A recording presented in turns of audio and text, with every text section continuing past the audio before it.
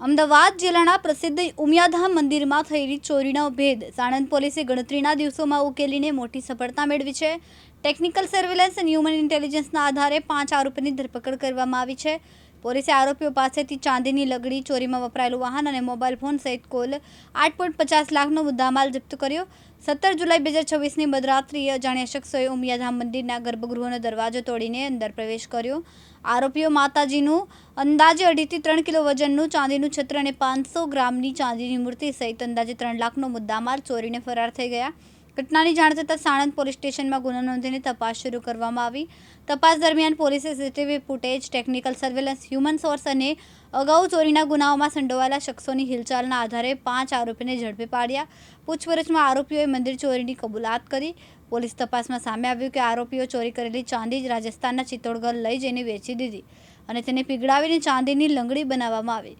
જોકે પોલીસે 2 કિલો ચાંદીની લંગડી, ચોરીમાં ઉપયોગમાં લેવાયેલ મહિન્દ્રા બોલેરો પિકઅપ અને 5 મોબાઈલ ફોન સહિત કુલ 8.50 લાખનો મુદ્દામાલ કબજે લીધો છે। તપાસ ચાલુ કરી હતી તો એ સીસીટીવીમાં 5 લોકો મોઢા ઉપર રૂમાલ બાંધીને દેખાવતા હતા और એને આધારે એની શોધખોળ કરી। પછી એનાથી કંઈ ફળદાયક ના મળતા પછી ફરીથી જે અમારા છેલ્લા 4-5 મહિનામાં જે પણ નજીકના વિસ્તારમાં જે ચોરીઓ થઈ હતી એ તમામ સસ્પેક્ટને અમે ચેક કર્યા હતા। તમામ સસ્પેક્ટના મોબાઈલ નંબર, તમામ સસ્પેક્ટના એડ્રેસ અને તમામ સસ્પેક્ટના ઘરે જઈને એની હાજરી જોવા। પછી એમાંથી એક જે છે એક મોબાઈલ નંબર ટ્રેસ કરતા ઈશનપુર બાજુ એમની લોકેશન આવતી હતી और એ જગ્યા પહોંચતા ત્યાં એક કિશન નામનો એક શખ્સ ત્યાં ઝડપાયો હતો। આ જે સસ્પેક્ટ છે એને પૂછપરછ કરીને પછી ફર્ધર એના ફોન જોતા ખબર પડી કે જો એના ફોનમાંથી અમે આ જે ચાંદીના છત્તર અને એ જે મૂર્તિ હતી એ મૂર્તિની ફોટા એના ફોનથી રિકવર કરવામાં આવી હતી और એના આધારે કન્ફર્મ થઈ ગયું કે ચોરી એને દ્વારા કરવામાં આવી હતી। એને સાથે સાથે કોણ હતા આ પૂછપરછમાં ફર્ધર એ લોકોનું નામ ખુલ્યું હતું। સાહેબ, આ જે સમગ્ર ચોરીનો માસ્ટર માઇન્ડ કોણ છે?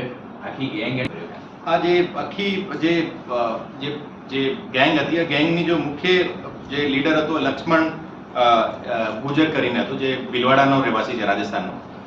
લક્ષ્મણ ગુજર જે છે આ બધી ઇન્સ્ટાગ્રામ ઉપર જોઈને બધી પ્લાનિંગ કરી હતી और એની પ્લાનિંગમાં ખરેખર ગૂગલ મેપમાં કોણ ક્યાં ઊભો રહેશે આ તમામની પ્લાનિંગ કરીને એને સ્ક્રીન રેકોર્ડ કરીને તમામ ગ્રુપ મેમ્બરને મોકલ્યા હતા और એને આધારે એની બધી ચોરી એક્ઝિક્યુટ કરી હતી।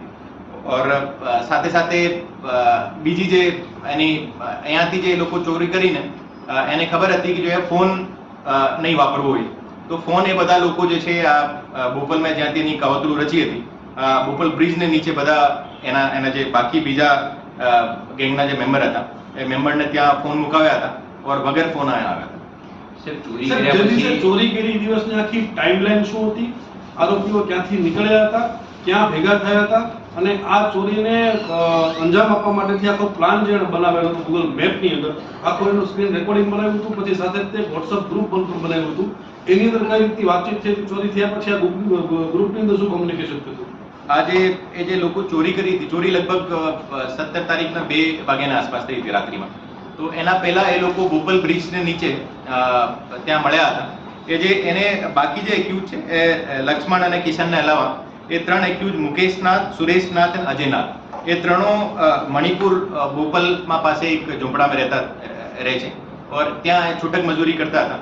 એ બંને લોકો એકબીજાને ઘણા બધા સમયથી ઓળખતા હતા બીકોઝ એ જે બાકી 2 આરોપી મુખ્ય આરોપી છે એ લોકો અહીંયા સાણંદમાં છૂટક મજૂરી કરતા હતા। એ સાથે સાથે પણ મજૂરી એ 5 લોકો એક સાથે એક જ સાઇટ ઉપર કામ કરતા હતા और એ લોકો પહેલા બોપલ બ્રિજને નીચે ભેગા થયા ત્યાંથી એ લોકો તમામ ફોન એમના એક જગ્યા મુકાવ્યા और ત્યાંથી પછી બધી પ્લાનિંગ કરીને એ લોકો અહીંયા SR પેટ્રોલ પંપ જે છે ત્યાં એની પિકઅપ ડાલામાં આવીને ત્યાં બધા નીચે ઉતર્યા और ત્યાંથી બધા પગપાળા ચાલીને જો ત્યાં મંદિર સુધી પહોંચ્યા હતા।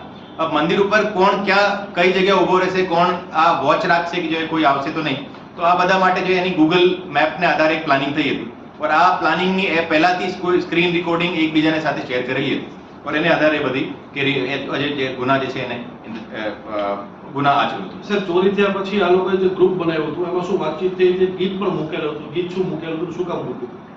એ જે છે એ ચોરી થયા પછી જે ચોરીનો જો સીસીટીવી જો ફૂટેજ હતો આ ફૂટેજ બધા મીડિયામાં હતો એને મીડિયાના આ ફૂટેજના માં મ્યુઝિક ચેન્જ કરીને એ લોકો એકબીજા સાથે શેર કરી હતી કે ચોર મચાએ શોર એને પાછળ જે બેકગ્રાઉન્ડ મ્યુઝિકમાં રાખીને એ લોકો અહીંયાથી એ લક્ષ્મણ અને કિશન આ જે ચોરીનો મુદ્દામાલ લઈને અહીંયાથી રાજસ્થાન ગયા હતા ઓર રાજસ્થાનમાં એક પ્રતીક સોની નામના માણસને આ બધું મુદ્દામાલ ત્યાં એને વેચ્યો હતો ઓર વેચીને લગભગ 92,000 રૂપીસમાં વેચ્યું હતું. સાહેબ માનતા માનતા રાખી હતી, શું માનતા રાખી હતી કેટલા દિવસમાં પોલીસથી નહીં પકડાય તો, અને કઈ રીતે આ માનતા પૂરી કરી?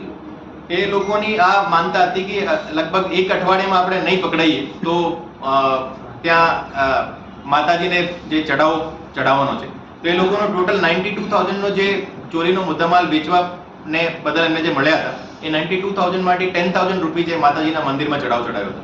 એને સાથે સાથે 10,000 રૂપિયા એમના ડીઝલમાં જે વાપર્યો હતો એને બાકી બધો જો એના આપસમાં જો એનો 1/5 એનો જે ડિવિઝન બાકી બધા મુદ્દામાલ હતો.